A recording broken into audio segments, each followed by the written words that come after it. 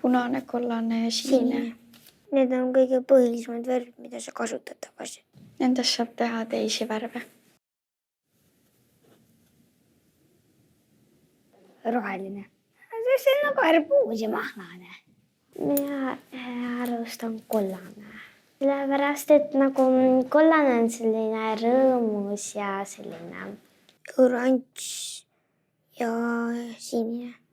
Lilla, siis mulle meeldib väga kollane, sihuke hele sinine nagu ookean ja siis ka hele roheline.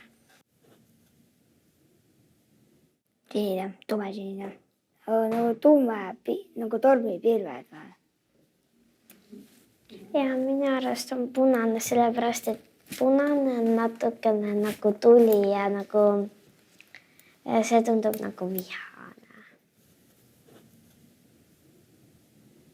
No vahepeal ma tunnen lihtsalt seda, et mõnus on, et ei pea midagi muud tegema, et saadki ainult värvida. See tunnetab nagu toredust, kui sa neid segad ja siis see tuleb ilus värv.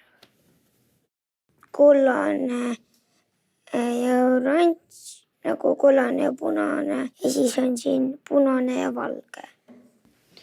Mina tegin nagu oranži, aga rohkem sihukest punakat oranži. Lionel Messi pildi peal, sest ta on mu lemmikjalgpallur. Minu pildi peal on lill ja mulle meeldivad väga lilled ja sellised liblikad ja nii. Nende põhivärvidest saab kõige värve. Et nad liiga palju musta ei paneks, see rikub täiesti ära. Ma soovitaksin neile, et las nad alguses proovivad, kas nad oskavad ja siis, kui nende arust väga hästi ei oska, siis nad harjutaksid.